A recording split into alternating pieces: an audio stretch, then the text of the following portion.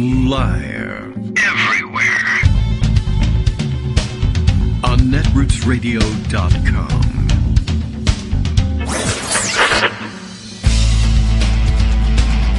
David Waldman. Kagro.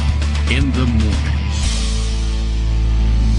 Now, here's David Waldman. Hey, good morning, everybody. How you doing? It is Monday, October 4th, 2021. But it sure feels like it's, I don't know, mid to late May 2009 this morning. All of a sudden, because Twitter, and I'll tell you why. But first, the Kagro in the Morning radio show is live now. That's what we're announcing at the moment. And Bill was anticipating that and noticed that I was mentioning in the Morning Post that I enjoyed a former guy-less weekend. I really did. It's been a while since we had to suffer through that, but it really just kind of struck me all of a sudden as I was thinking, well, what went on over the weekend and what are we going to talk about on today's show and what should we do for the opening post, etc. And I realized, quiet weekend, and it has been quiet. They've been all quiet for the most part for a long time now, but it really struck me that the only political news that really came through, and I didn't turn away purposefully this weekend, it just sort of happened. The only news there was Kyrsten Sinema running away from people and not being willing to talk to them. She took off early from D.C. They worked into what is for them the weekend, and if she's supposedly one of the key negotiators of the whole thing and working out all the differences on the various BFD bills that are still pending, and she just said, the hell with it. I mean, it's not out of keeping with, the truth about this, which is that they weren't going to settle things over the weekend in D.C. But she, should have hung around maybe and talked about it. And for all the press that she gets for being moderate or centrist, we all disagree with all of that. But the moderate thing to do, like a pretty moderate thing in general, is if you have work to do, you stay late at work and get your work done. That's kind of a moderate thing to do. It's something else, I guess, to take off and say, to hell with it, and nobody cares, or I refuse to do this, or I don't want to govern. But moderates, they stay and get the job done. Anyway, she took off early.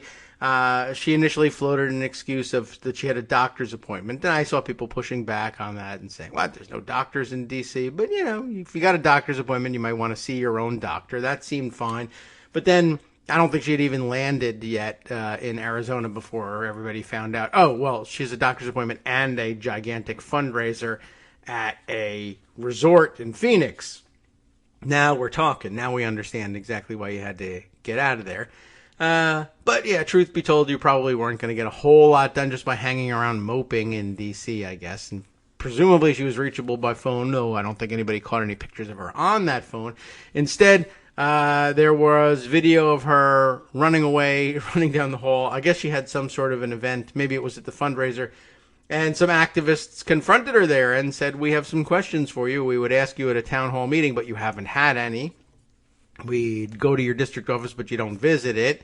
And, so they chased her down the hallway. And apparently she said, I've got to leave. I'm going to go now. You can't talk to me. I have to leave this venue. But instead, she walked down the hall. They followed. And so she ducked into the bathroom and closed herself in a stall, which you're entitled to do as a human being. But that was sort of an interesting way of ducking things. I'm not coming out of here until you leave. So that's what I saw over the weekend, which means that Trump wasn't on TV over the weekend. Not that he didn't try, not that he wasn't trying to stir up controversy, not that people weren't trying to sell their tell-all books about the former guy's regime.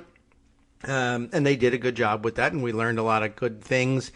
Would have been good to know at the time, or some things, most of the things actually we did know at the time. It's just that, I don't know, mainstream media reporters either made light of it or didn't believe that it was true, and once again, it all turned out to be true anyway. And then you find out that mainstream reporters did know, because they were reporting on it then, but they hadn't published their book yet, so you can't find out the interesting stuff until the book comes out. So we'll catch up with the book excerpts that were published over the weekend and various other bits and pieces of information. The thing that caught me off guard-ish this morning, and spent a few minutes trying to recollect exactly how those things went down. Was, what was that tweet that sparked it this morning? I'll have to trace the provenance back.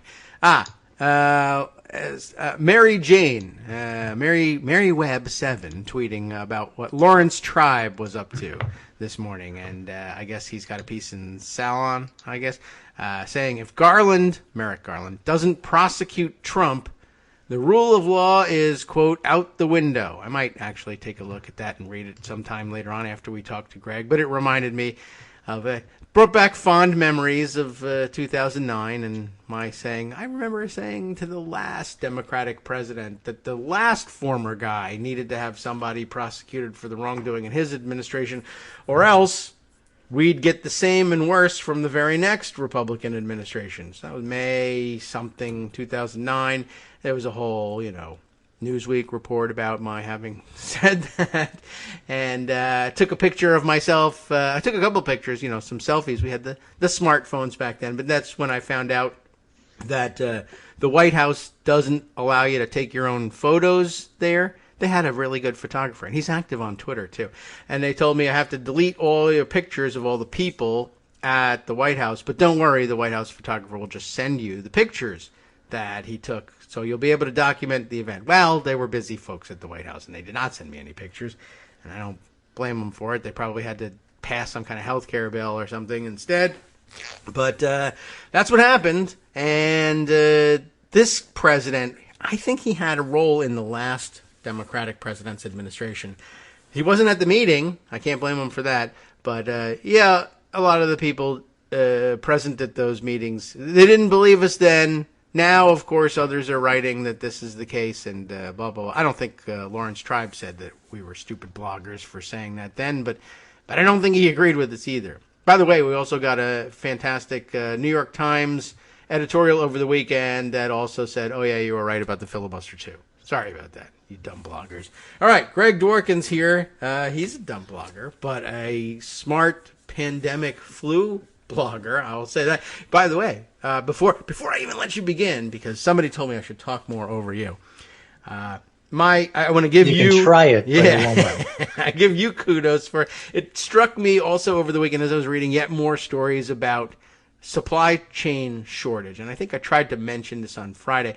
I think the first person who told me, the thing you really need to look out for in pandemic illness is possible supply chain shortages across the board. Not just, filling up the hospitals or running out of the medicine that you need for this particular pandemic, but if everybody gets sick at the grocery store, if everybody gets sick at the water treatment plant, if everybody gets sick at the power plant, you're going to have some trouble keeping your supply lines running. And I don't think anybody ever told me that. I must have been like 2000, I don't know what.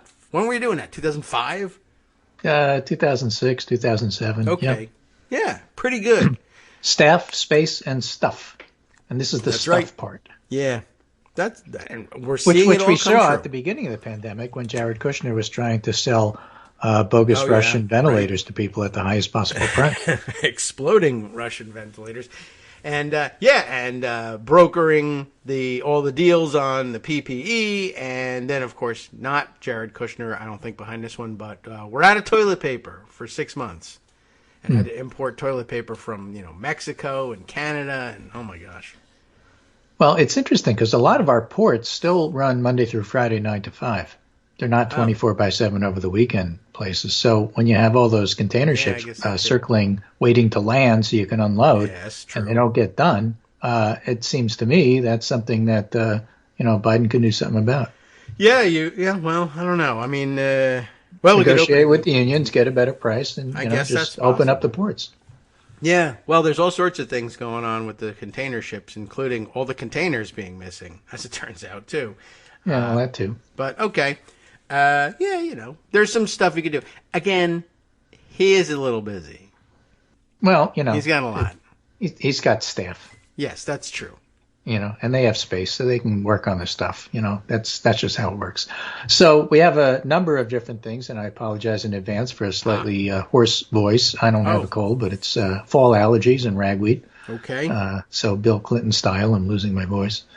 The interesting things I found about the I don't know what to call them, the trade newsletters, Political Playbook and yes. Punchbowl, the ones that basically exist so they can give you minute by minute what's going on at the Capitol.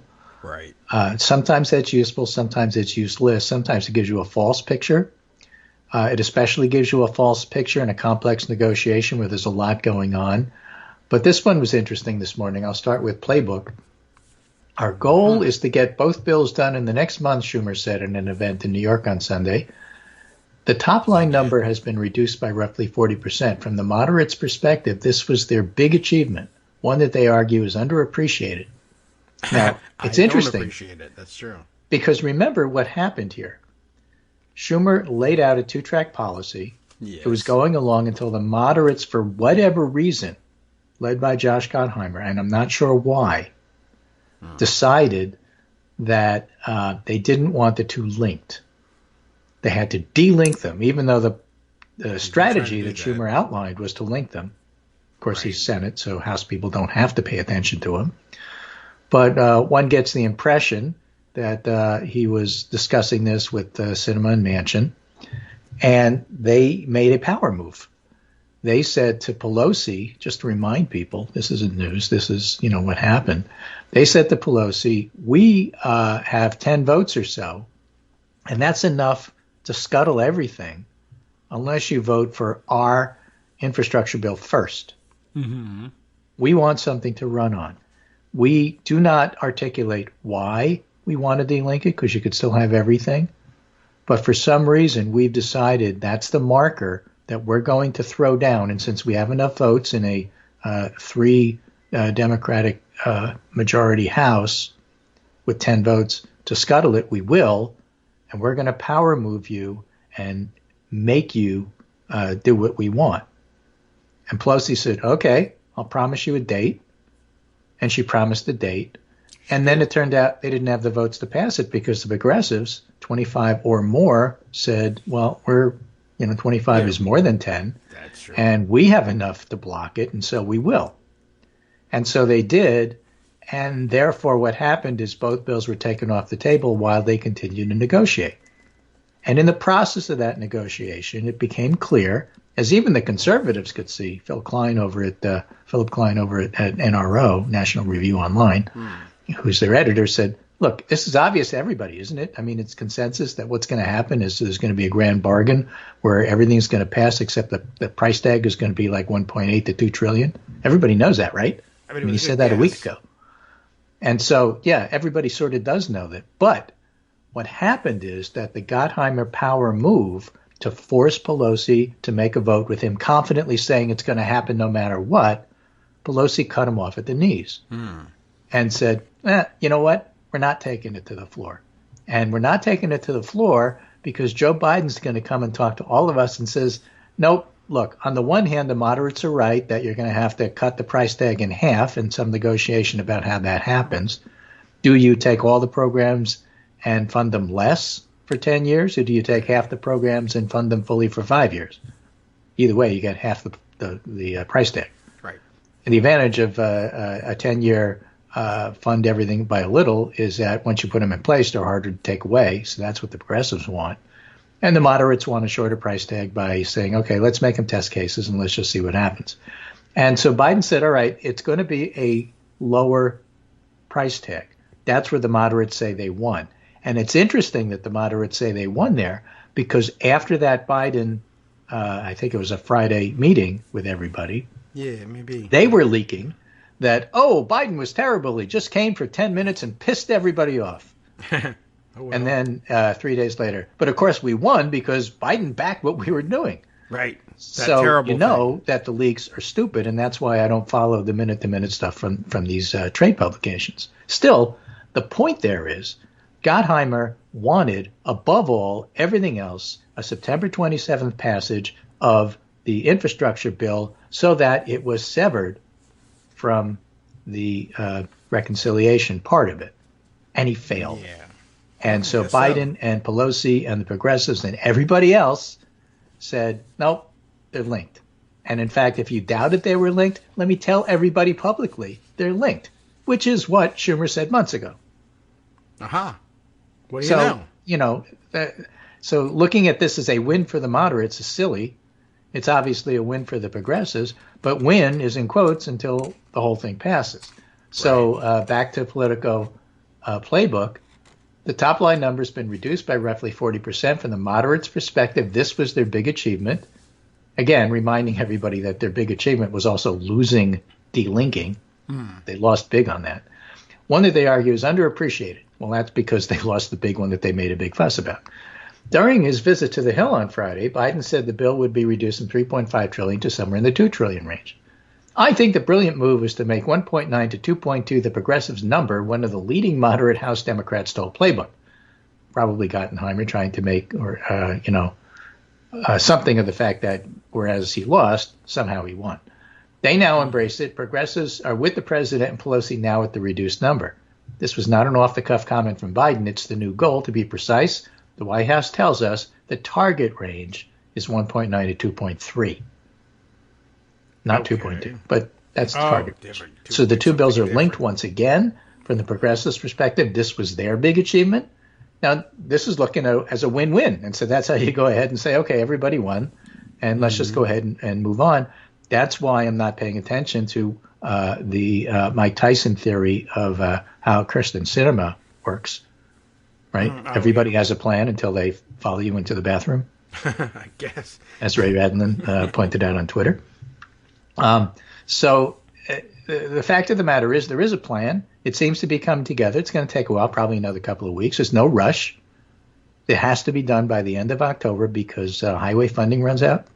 Oh, yeah, all right. But that's really the only real deadline. This artificial September 27 was BS, and every other deadline is BS, as Biden said to the press. Doesn't matter whether it's 6 minutes, 6 days, or 6 weeks. Well, it has to get done by October 31st, and so Pelosi said that, and they're still on track to do it, and, they just have to bring the numbers down, and until they do, there's no agreement, and until they do, there's really no negotiating with the Senate, which is why the moderates' plan to make the Senate agree on something and then negotiate was stupid because they haven't decided exactly how they're going to get to 2.2 or 1.9 or whatever it is. Again, they have to decide among themselves whether it's half the package for the 10 years or the full package but less funding. And until they do that, there's no point in negotiating with the Senate.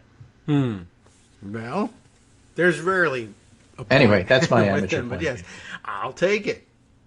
All right. Well summarized, I think. That's the other thing I didn't learn over the weekend is what Aussie media is. I don't know if anybody... Well, you don't have to because they're doing so poorly. You might as well just pay attention on Facebook imploding. Yeah, I can't tell. I've not and by the way, actively Facebook looked. is doing very poorly. It's not that they're losing money. It's not that everybody is abandoning ship, but a lot of their talent is abandoning ship, and their internal memos apparently note that they're not growing in the way they're supposed to. So they really are desperate to try to keep their growth levels up. And so the way that they do that is trying to figure out how to leverage play dates between 2 and 5-year-olds so that they can get an audience earlier and earlier, which, of course, when those memos leaked, outraged everybody. So Facebook really is in trouble. All right. Well, good. They ought to be. And they're worried about their broken growth. Up and drowned in the bathtub, so to speak. But anyway, as opposed to giving a seat at the that was the story about the politics of the Democratic agenda. And then Punchbowl handled a slightly different problem. And, of course, it was procedure, and therefore I'm bringing it to you. Oh, all right. And this is about debt relief. Okay. Debt now, relief. Remember, we already took care of closing the government. We're not going to. Related but separate is what about the debt limit, which should be reached mid-October. And listeners on the show last week remember that this whole debt limit came out of World War I and Woodrow Wilson's desire to raise money to get into the war. So it's statutory, artificial, not in the Constitution. It can be changed or dropped at any time. So with that background, Punchbowl does debt relief. Senate Majority Leader Mitch McConnell and his fellow Senate Republicans are filibustering Democratic attempts to raise the debt limit by a simple majority, saying Democrats need to boost the debt limit on their own. Well, a simple majority would do it on their own. Yeah, Right. It'd be Thank 51-50. So I don't know what he's talking about. They are assembling a multi-trillion-dollar reconciliation package full of new social spending programs. And that's, I think a little more focus on what's actually in reconciliation. But it's basically elder care, child care, and things like that. Also adding dental and vision to Medicare and programs that actually help people. Senate Majority Leader Chuck Schumer and Senate Democrats counter that this is hypocritical, pointing out that Republicans help incur these debts and should allow the debt limit to be raised so they can pay for it. So far, neither side is backing down. But we have some news on this. Last week, the Senate Parliamentarian's Office privately provided both Democrats and Republicans with guidance about raising the debt limit via reconciliation. Under this process, Democrats could pass a debt limit reconciliation package with only a majority vote, and they wouldn't need GOP support. This has been the approach McConnell has been calling for over the last 2+ months, which, I don't understand Democrats' reluctance to do this. I don't get what they're gaining by waiting till the last minute, but that's another story.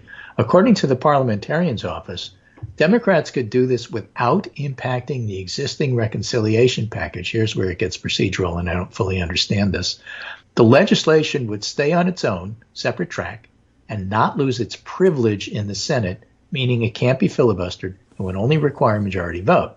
Democrats have been concerned that they could jeopardize the bigger bill by attempting to do a separate debt limit, but that's not the case, the parliamentarians said. So I presume that's good news. And it's still not entirely clear if Democrats could suspend the debt limit for a certain amount of time or whether they would have to increase the debt limit by a fixed number. The Senate is a tougher vote politically, and one of the reasons why Democrats don't want to be forced into this maneuver. Yes. I don't get that because nobody pays attention to this at all. Well, that's true, but they haven't quite gotten that through their heads yet, and it's hard to believe because you're very close to what's going on. I think it's just you get the idea that if the choice is between saying let's just continue to suspend the debt ceiling as we did last time and the Republicans did last time, that feels different if you're paying attention. Between that and saying, all right, I am going to go on record and vote to raise the debt limit to $5 trillion. I didn't raise anything. We're just continuing to do what we were always doing. Suspending it. I didn't fix a number to, and as soon as you put a number on it, it goes in a Republican ad, and that's what they're worried about. But, that's going to go in a Republican ad anyway, or they could make up a number, or they'll just say out of control spending and you didn't do anything. So the ad's coming, and it's a question of... We dealt with it rather than let the United States default. I mean, it's pretty straightforward. I don't get what they're so worried about. Because if that happens, nobody pays attention. Right. If they default, everybody pays attention. That seems true. I mean, I guess it's just, if we could pick between the two, we'd pick the suspension. Can we do that? And if the parliamentarian says, no, you can't. All right, fine. Well, we'll put a number on it. But they could have figured that out 6 months ago. That's the part I don't understand. The parliamentarian's office is always open. True. It's not like you can't ask these questions until 2 days before it's due. I'm sure there's probably some element in that of right. Democrats if you've ever taught saying, college, yes, and assigned a paper, oh well, that's not happening. and wondered why your students show up the day before it's due to ask, so what's this paper supposed to be about? Yes, right. That's what this is. Yep, pretty much. And I think, there's some element of it, too, that I'm sure at some point Democrats realized, when we have this fight, it's going to go like this, and Republicans are going to try and force us to do it all by ourselves, and that means they would even filibuster it. Maybe it could be of use to us. Let's get them on the record filibustering and increasing the debt ceiling, and then say how outrageous it is and how much they're putting at risk, and let everybody know that they're very reckless, and then we'll do the reconciliation thing. Right. So a couple of notable things. Melanie Sill tweeted, this was in my pundit roundup, becoming an evergreen tweet for me, our national press conveys public political debate and negotiation as dysfunction instead of how democracy works. Public differences and hashing out within parties between them are what should happen, not failure. I guess that's true. So this is like totally normal for this to happen. And, making too big a deal of it is just kind of dumb. Yeah. Right? John right, Harwood. A lot of people are struggling to understand that Biden and Democratic leaders really do, as they've said over and over, want both bills. They're following the strategy they believe will allow them to pass. Obviously not easy, but it's a strategy they've chosen. So when you look back and say, well, why doesn't Congress faster? Because it just doesn't. That's not how it works. Yeah. It's not cynical. It's not it condescending. Right. It's just a fact. This is the way it goes, and there's messiness and squabbling, and that's usually an indication that you're getting somewhere and getting toward the end. And which is exactly why I don't pay attention to the trade papers minute by minute blow of who's upset and who's not upset. That makes sense.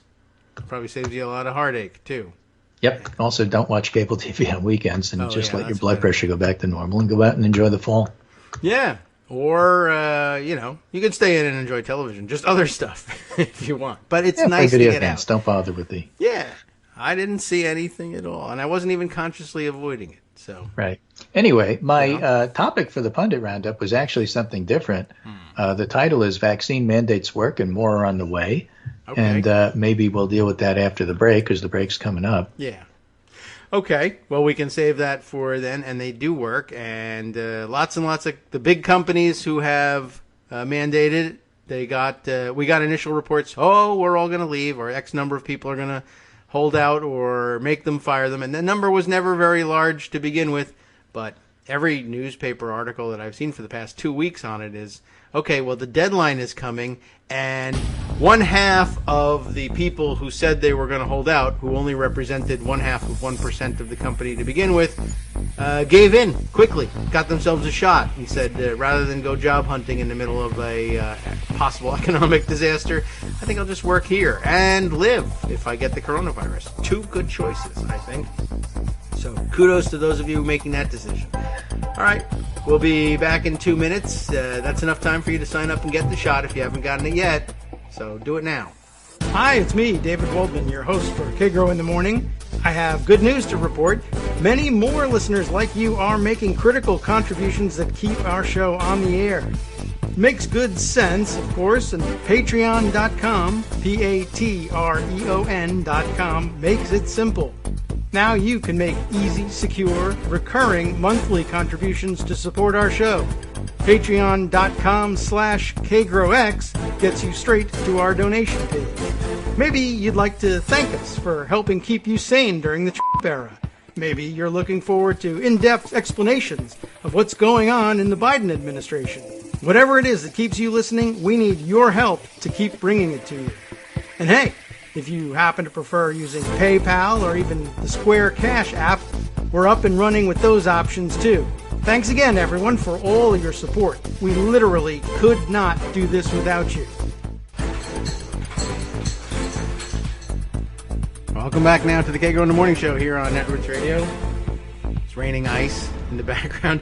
All right, and we're back, and I was notified ahead of time that Greg was out of coffee, so we're fixed. You got it? Okay, so we'll check and make sure everything's back. It sounded like you knocked over a table on your way to go get the coffee. It sounded... Well, Abby happened to be sitting where I wanted to put my feet, and we had a disagreement about it, and I won. So she's back on the couch now. All right, cool. I like to decode the noises in the background. People like to guess at what's going on here based on what's happening in the kitchen. So what brand of washing machine is that? Right. So I was telling David offline the other day. These microphones that he talked me into buying in order to do this podcast are so good.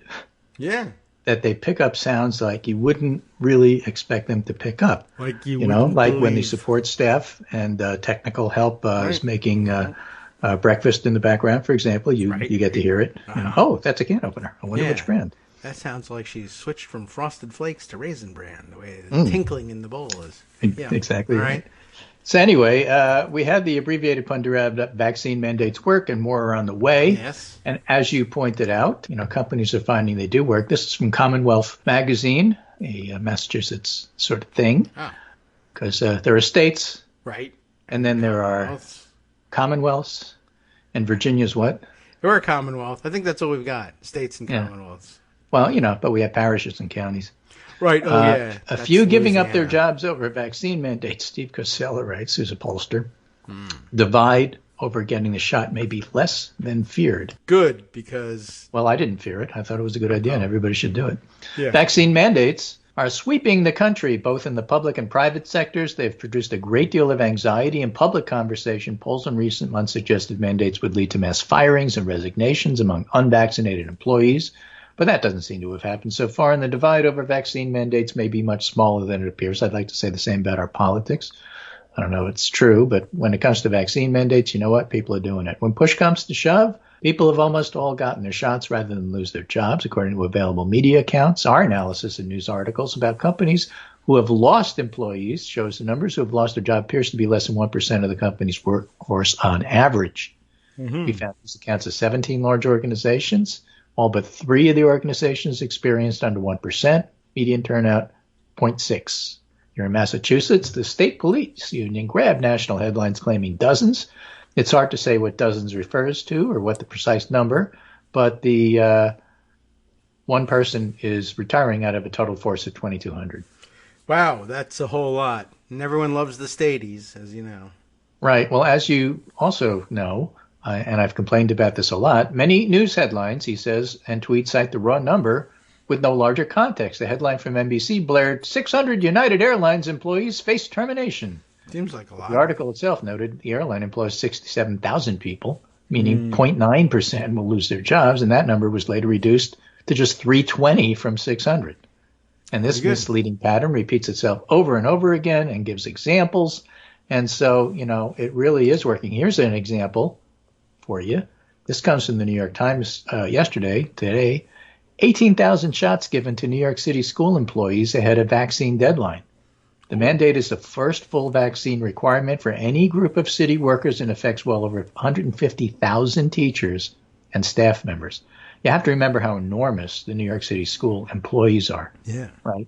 I don't know what size your town is, but chances are the school system's bigger. Yes, well, that one certainly. Well, it's the biggest in the country. And so, again, to put this in a little bit of perspective, 98% of principals, 93% of teachers, 90% of non-education staff members have been vaccinated by Friday, and the figures are likely to go up by Monday, the deadline for meeting the requirement. New York State has mobilized National Guard, medics, and others to fill in for any holes in the system because of their requirement that healthcare people get vaccinated. Okay. And the reason I want to highlight this is for 2 reasons. One is it's working, and the other is that New York City is taking a slightly different approach than L.A., as I understand it. Okay. In California, and this is not just L.A., which mandated it, but California went statewide with it, as per Gavin Newsom, because elections matter. When next week the FDA gets around to authorizing shots for kids, 5 to 11, and it will be in emergency use, and then after that will come full use. When that happens, California is going to mandate that it just be another routine shot that kids need before they go to school. And that will happen across the country, just the California will do it first. Yes, right. But interestingly, California took the approach of vaccinate the kids, but they don't have a vaccine mandate for teachers and staff yet. Oh. New York is What? vaccinating staff, but they don't have a codicil yet to make school vaccination mandatory. That'll come. They'll first need to get it fully approved, I would guess. But it's just an interesting approach. I like New York's better. It makes more sense to me to vaccinate the adults. The adults are going to be higher risk than kids. Kids are going to spread it. Adults are going to spread it. Yeah. If you get sick, the adults are going to get sicker than the kids. It makes total sense to me that the adults go first. The older you are, the more risk you have. Yes. And it gets to the point where a vaccinated senior like me, over 65, has about the same risk as an unvaccinated school kid. Oh. So I'm still at risk, but not that much. School kids are at risk, but not that much. There's so many kids that a lot of them are going to wind up in the hospital. You want to prevent that if you can. The difference between adults and kids is adults, you look at, 700,000 dead. Oh, well, too bad. And you look at 500 kids who are dead and you go, that's terrible. We have to prevent that. Yeah, I don't know why, but that's the psychology. Okay. But nonetheless, we like kids. The facts are, we do. We really like kinder. But the fact of the matter is that, if you want to prevent as much virus spreading as you can, you really want to do both. It's just a question of which do you concentrate on first. And concentrating on the adults just makes more sense to me than concentrating on the kids. And as a side note, and this is something I'll tell you that I can't link because there's no link online. It's from My Trade magazine. Oh, okay. The AAP News, the American Academy of Pediatrics, the official news magazine of the American Academy of Pediatrics, in their October edition, their top story, survey, pediatricians expect COVID-19 vaccine hesitancy among parents. A large majority of primary care pediatricians are providing COVID-19 vaccinations. That is to say, unlike adult medicine where they send you to CVS or they have a VNA clinic, pediatricians generally give you the vaccine right there in the office because they're set up for that. Yes. And they have been for everything, for years. Sure. I mean, it's just the way it works. Yeah, Many expect to experience high levels of vaccine resistance among families, according to new data from the AAP Pediatrician Life and Career Experience Study, otherwise known as PLACES, because like Washington, everything needs an acronym. Oh, From June to August, 3/4 of pediatricians in primary care reported that their main work setting is enrolled as a COVID vaccine provider with their state, and 70% have started giving the vaccine to 12 to 18-year-old patients. Why isn't that 100%? Again, there's a lot of pediatric offices, especially the smaller ones, who simply can't afford to have extra vaccine administration costs, storage space. Refrigerator. So they set it up. Yeah, so they set it up so that you can get them at either public health clinics or visiting nurse clinics that they periodically run. And that's not at all unusual. So they outsource the big vaccine pushes. They do that for flu as well. Oh. And so that shouldn't come as a total surprise. 1 in 4 primary care pediatricians estimate 50% or more of parents in their practice will be extremely unlikely to vaccinate their 12 to 18-year-old children. Pediatricians in the South reported the highest estimates of resistance, with over a third reporting more than half of their patients. A third of pediatricians report a half of their patients won't do it. Now, again, a couple of points that this raises. Mandates, great. I get why LA is doing it. I get why California is doing it, because that's how you get these kids vaccinated. And the other point is when you're looking at healthcare staff or school staff or any other staff, they are a product of their communities. So if you have a very conservative community, you shouldn't be shocked if the healthcare staff in that community, including the non-docs, non-nurses, non-licensed personnel, are reluctant to get vaccine. Well, if the community is reluctant, then people who live in the community who choose to work at these places are also going to be reluctant, because it's going to reflect the mores and values of the community from which you draw your employment pool. That's just how it works. True. So for the South to be more resistant than other places is not surprising. But the way you fix that is with mandates. It's just interesting. And it'll be something of a social experiment, with some states picking the staff first and other states picking the students first. And it'll be quite interesting to see how that goes. Again, one of the reasons I like the New York approach is, remember, we just opened this segment with talking about all the companies that are doing it. So for adults to be mandated is like well within your work experience. Yeah. To tell the kids, to tell the parents that you have to do this for your kids is going to be a little more difficult. So California luckily has a different population than, let's say, Mississippi, but still, it's going to be harder. Mm-hmm. Well, we are used to getting, a list of shots that kids have to have before they go to school. That's the other side of the coin. It's just something that we do. But even in California, there's been a lot of, that's fine, but I need my exemptions. Yeah, that's true too, and people have asked for those for quite a while. And just this being in the news and watching people resist this particular vaccine, there are some people who just say, any other vaccine's fine, just this one I don't trust. But now, of course, there are others who say, also, I never trusted any of them. It's too new, and it seems like it's experimental to me. Yeah, right. But, okay, well, we'll see how parents react to that. And I know you mentioned Mississippi. I think I saw somewhere this morning an interesting tweet that the enormous disparity between uptake of the vaccine in teenagers as among white Mississippian teenagers and black Mississippian teenagers, where the black churches are very active in pushing people toward the vaccine, whereas white evangelical churches are very often very active in the opposite direction. So for a long time, we worried about vaccine uptake, and those who had been lagging behind, maybe lagging behind because of access issues. But as time goes on, there's less and less of that, and it's more and more concentrated among the actual resistors rather than the foot draggers or those who are too busy to get the shot. So that demographic beginning to reverse. Good. I'm glad. Fantastic. But here's some other numbers and some other points that this AAP article makes.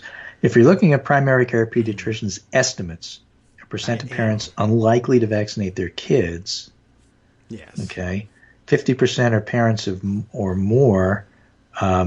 A third of the pediatricians figure that that's what's going to happen. But in the Northeast, for example, it's not that different. It's 28. In the West, which seems to be most open to getting vaccinated, maybe because the outbreak started there in Seattle, but only 21% of pediatricians think that half of their parents won't do it. So the biggest, according to the pediatricians who are in the office on the front line, the biggest resistance is in the South and the smallest resistance is in the West, and the Northeast and Midwest are way closer to the West than they are to the South. The South really is an outlier here. I've maintained for years that the Republican Party is really a Southern party. The problem is that there's enough Midwesterners, like in Iowa, who think, or even the upper Midwest, who think, like Corey Stewart, that they're really Southerners, even though they were born somewhere else. Yeah, I don't know. There's a weird attraction to that lifestyle that goes beyond the region. Yeah. Right. And there's a corollary of that I'll mention. But just to finish this up, strategies pediatricians are using to vaccinate children: one-on-one discussions, which is the most effective. Making it personal is effective. We discuss it with every patient. We have a Facebook page, Facebook Live episodes, podcast, TikTok. We employed a combo effort. First we did drive-through weekends. Then we vaccinated in office and outreach clinics. And we text them. So they basically are on your case all the time until you get it done, which is a good way to get it done. Okay. So I mentioned there was a corollary. This is a 2016 article, but I think that there's still a lot of wisdom in it. It's by Ezekiel Kweku, Kweku. Skin in the Game, it's called, How to Beat White Nationalism at the Polls. Oh. And why are we talking about white nationalism? If you're talking about vaccine hesitancy or Northerners who think they're Southerners, we're talking about white nationalism. Yeah. If you're talking about January 6th, you're talking about white nationalism. If you're talking about John Eastman and a coup, you're talking about white nationalism. If you're talking about, Fox News and what happens at night with the White Power Hour with Tucker Carlson, you're talking about white nationalism. If you're talking about replacement therapy that Madison Cawthorn thinks should start a holy war, he said that over the weekend, you're talking about white nationalism. So I think it's a very pertinent topic, unfortunately. And this article from 2016 says the lesson we should draw from Clinton's loss is not that white supremacy is unbeatable at the polls, but that it's not going to beat itself. White people are not going to instinctively recoil from racist appeals, and neither are people of color going to flock to the polls to defeat them. If the Democratic Party would like to keep more Donald Trumps from winning in the future, they're going to have to take the extraordinary step of doing politics. And let me explain. And again, Biden won because he got some of the white folks to vote for him. Right? The idea that you can just take the Obama coalition and just ramp it up and then you win is wrong. It has been wrong. David Shore and Nate Cohen have been explaining that all weekend to people. But this kind of explains it in a more understandable way, I think. In the aftermath of the election, he writes, we seem to have been drawn into an argument about whether people who voted for Donald Trump are racist and whether Democrats should reach out to racists or cut them off. And I find the argument mystifying because it has no real political application. Donald Trump won the election, and if the Democrats don't want him to win the next one, they have to convince some of the people who voted for him not to do it, or convince some of the people who didn't vote at all to vote for the Democrats. The question of whether people in either group are racist is irrelevant. The practice of pigeonholing voters into the categories of racist and not racist is counterproductive. A more useful frame is to decide which voters can be persuaded and which can't. Certainly, there's a swath of people so wedded to white supremacy they'll not vote for a party committed to racial justice, but Democrats don't need those to win. That's always been my theme here. Persuade who you can, but don't worry about the MAGA voters. Don't bother trying to persuade them. They're a lost cause, but there aren't enough of them. As Obama's election demonstrates, some of the voters who land in the persuadable category will hold racist views. This time around, there were also black people who chose to stay at home and Latinos who weren't engaged, and white women who carried a grudge against Hillary Clinton for whatever reason, and people who didn't want a woman. The Democrats are going to have to reach some of those people in order to win elections. That's not to say, as some both on the left and right would argue, that the Democrats must compromise. The Democrats should not disavow Black Lives Matter or abandon criminal justice. Instead, as Obama did, they have to appeal to the traditional base in the working and middle class, not just the white working class, in a way that addresses the self-interest of these groups. What message will energize? The answer could be, as many former Bernie Sanders supporters believe, that the Democratic Party must cut ties with neoliberalism and adopt a progressive populist economic platform. Well, that's going to be put to the test because that's exactly what Biden is doing. And if you're unhappy with him, you have to realize how populist what he's doing is, how progressive what he's doing is. And one of the people who just learned that the hard way, to go back to the beginning of the show, is Josh Gottheimer and the moderates in Congress. Yes. Who thought they could roll the speaker and the president and instead got rolled themselves. Yeah, right. True. It's a lesson for you. In the primaries, at least, this message was successful in some of the same areas where Trump won. Another idea is for Democrats to pay more attention to the importance of places, creating policies that would help struggling communities. So you have, this is all pre-pandemic, but you have the American Rescue Plan, you have Build Back Better. These are the policies that, should help Democrats win elections if you think that those things, in fact, help you win elections.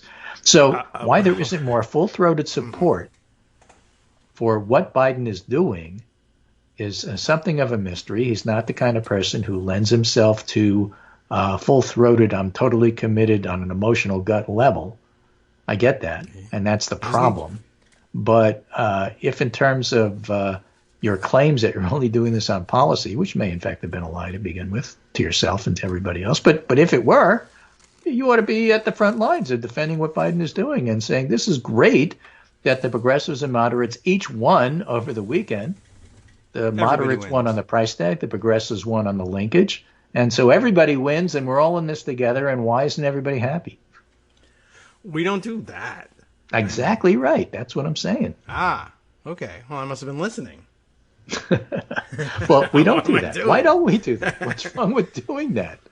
I can't. And that's why I don't get so upset when I hear these minute-by-minute stuff in the trade publications, as we were talking about. And that's it. That's my segment, and that's why I'm trying to wrap everything together and looking at it the same way. Whether you're looking at vaccine hesitancy or whether you're looking at convincing people to vote for your side, you got to be persuasive. You can't just be, okay, you suck, I'm abandoning you. That does not win votes, and it doesn't excite your base enough because your base is never big enough. There are It's a third, a third, a third. It's a third Republicans, a third Democrats, a third independents. You could argue that those independents are not moderates unless you take radical views, average them, and then get moderate out of that. But it doesn't matter. Independents still vote, and you got to convince people to go to the polls. One way you do that is by looking like a winner, and one way you do that is by passing good policy, but policy alone isn't enough. And so that's why I'm saying, look at the sausage making, but don't get too carried away or you'll never eat sausage again. Right. Well, that wouldn't be a terrible idea if you decided to give up on the sausage. But, And Franks and meat and cheese and vegetables and everything else. Look, I mean, food is dangerous, so you got to make it work right. And by the way, that's one of the roles of government. Yeah, that's true, too.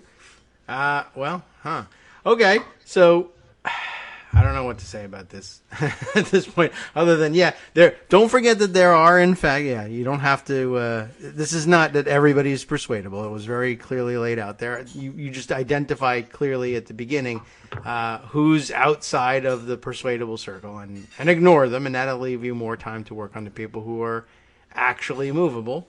And, right. Anyway, let's jump from theory to practice. No way.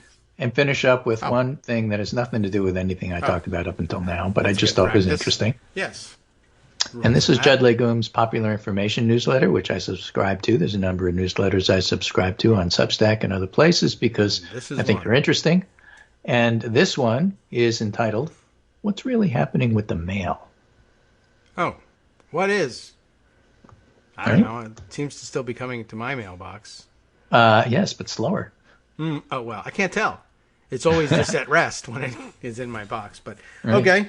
Neither snow nor rain, nor heat nor gloom of night stays these couriers from the swift completion of their appointed rounds is the motto.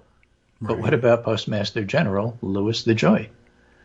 This month, DeJoy will begin implementing a plan, a cunning plan, that will fundamentally, that's a Blackadder reference for those of you who know, will begin implementing a cunning plan that will fundamentally alter the core mission of the United States Postal Service's, and by the way, Baldrick's cunning plans generally backfired, the rapid delivery of first-class mail. Many of the letters, bills, small parcels, and other documents sent through first-class mail will take much longer to arrive.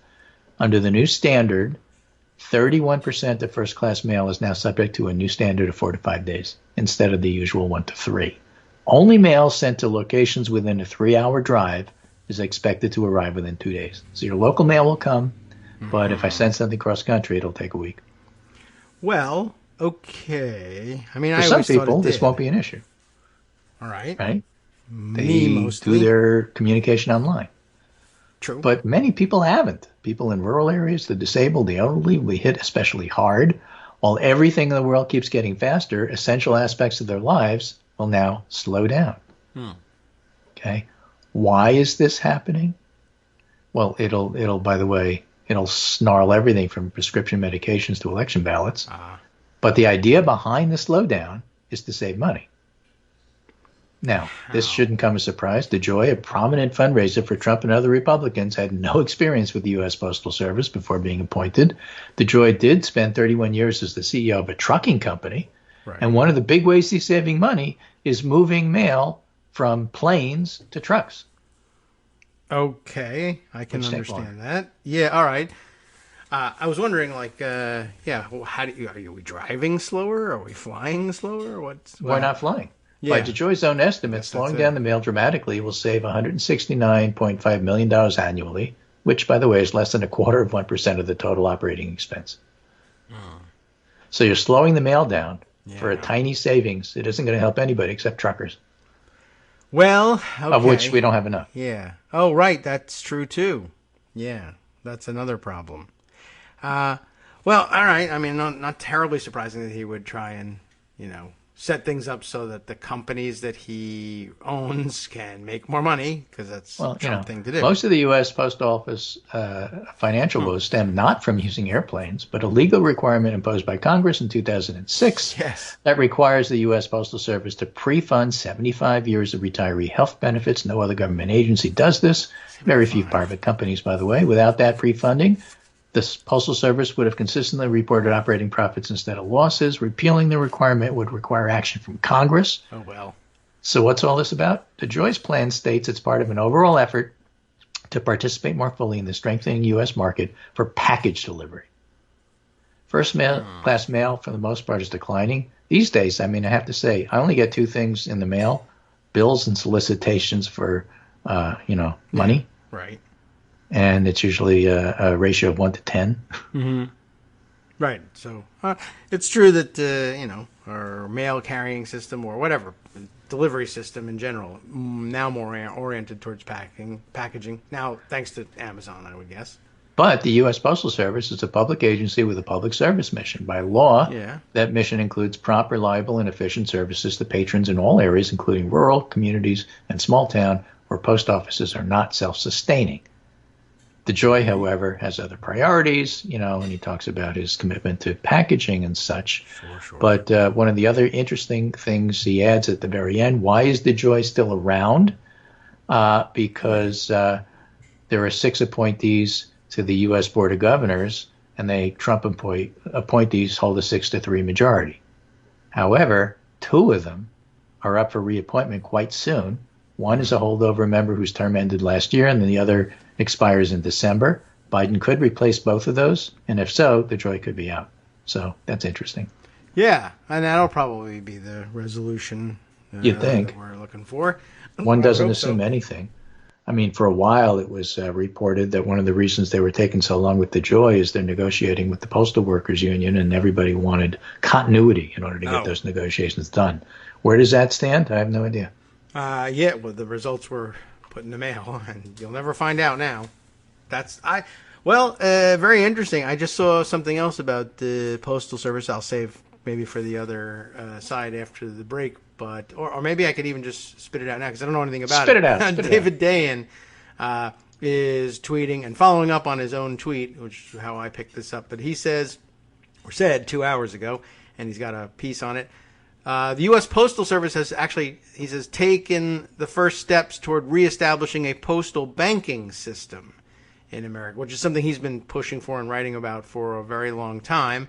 And then he said, though, cautioning us that the reason this is not going to end with one limited check cashing pilot, though, that doesn't underprice Walmart, is that it's a major initiative of the American Postal Workers Union, who willed this into being and found a partner in Louis DeJoy against all odds. So it may turn out that maybe Louis DeJoy partially redeems himself if in part of his ongoing negotiations that you mentioned with the postal workers, something that comes out of it is postal banking, and that would make the whole system perhaps a little bit more relevant again after years and years of decline. But, well, I'll keep that in mind. Right. Okay. Very interesting system they're proposing. So you go and you cash a check, but you don't get cash. You get a gift card. And all of the money goes on the gift card. So you can cash it like 3 weeks in a row, and you'll have one giant gift card you can then spend somewhere. That would be an interesting way to do it. It's better than trying to stick all that cash in your mattress. Mm-hmm. Anyway, that would be interesting. And also interesting is trying to figure out what interest Louis DeJoy has in targeting those real Americans in rural spaces. Wow. Yeah, and also maybe he bought a gift card company. Who knows? Guess what happened? So I'm walking along, and I figured out right at the beginning of the 10 o'clock hour that, hey, we've played our break for too long, and I've set off the 1 minute or the 2 minute break rather than the 1 minute break. And so, okay, well, let's see if we can't edit our way back into this. This is going to require some serious editing when the show is over, so that's going to take me a couple of hours. And I was, you know what happened? I was cleaning something off of the surface of the mouse while we were talking, and then I looked up only to realize, that was awfully dumb because it reset all the volume levels on the breaks and moved things around. And all right, well, so much for a smooth transition to the top of the hour break. But I was also taking a look at the article I mentioned before we went into break that David Dayen provided for us, and then it disappeared from my screen. Here we go. Clicking back. I'll get back to that first tweet from earlier this morning, linking to his American Prospect piece, U.S. Postal Service begins postal banking pilot program. I want to read it just because I know he's been talking about this for so long, and that it could be a major, a big game changer for a lot of people.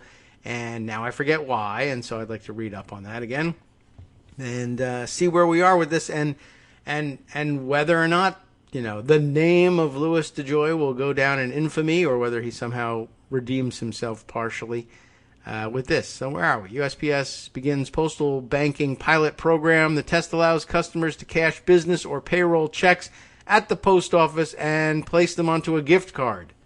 Yeah, right. I had not even realized the truth about the gift card thing, but that does make a certain amount of sense. You can't, I guess they could come up with a system whereby they electronically store your funds and parcel it out, but maybe better this way. So you only may have to make one trip to the post office to cash this stuff. Okay. The United States Postal Service has taken the most dramatic step. Dramatic. We have music for that. Not quite that kind of drama, but it is a dramatic step. The most dramatic step in half a century to reestablish a postal banking system in America. In 4 pilot cities, customers can right now, cash payroll or business checks of up to $500 at post office locations. So that's a narrow slice of payroll checks. But then again, that's the narrow slice where most people are having to pay check cashing place fees, right? If you're making more than that, and you say, well, that's not fair. I can't cash my payroll check at the at the post office just like everybody else. Quite honestly, if it's because you're over the $500 limit, you probably have direct deposit going straight into your bank, and everything is cool and easy and smooth sailing for you. Anyhow, this is for people who have to give a significant chunk of every paycheck away to exorbitant check cashing place fees, because they don't have access to a decent bank that'll let them operate, this way and cash their own paychecks and get all the money that they're entitled to. So, okay, 4 pilot cities. Customers can now cash payroll or business checks of up to $500 at post office locations and have the money put onto a single-use gift card. I guess that means not rechargeable gift card, which, I wonder why they went with that. I don't know how sustainable that is in terms of, like environmentalism. Everybody's going to be throwing out these plastic gift cards at the end of the day, but we'll address these problems one at a time. All right, so have the money put onto a single-use gift card. It's the most far-reaching executive action that the Biden administration has taken since Inauguration Day, according to David, the way he sees it. Okay, that's interesting. The move puts the Postal Service in direct competition with the multi-billion-dollar check cashing industry, which operates storefronts to allow unbanked or underbanked residents to cash their paychecks. According to Postal Service spokesperson Tatiana Roy, the pilot launched on September 13th. We missed it. I didn't even notice. In 4 locations. Washington, D.C. is one of them.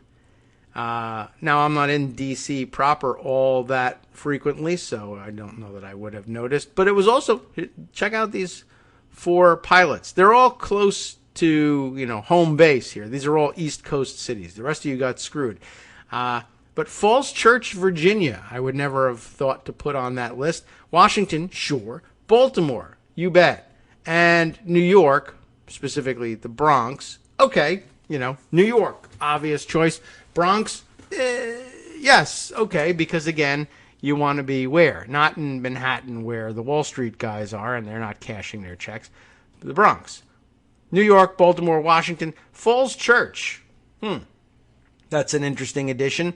But clearly they wanted to do everything sort of close to home and be able to monitor their results. And Falls Church, Virginia, probably well targeted in terms of allowing local low-wage Latino population to make use of this. So I think it's not nonsensical. Maybe you've never heard of Falls Church, Virginia, but I have, and I know what's going on in the region, and I can see how it could make some sense.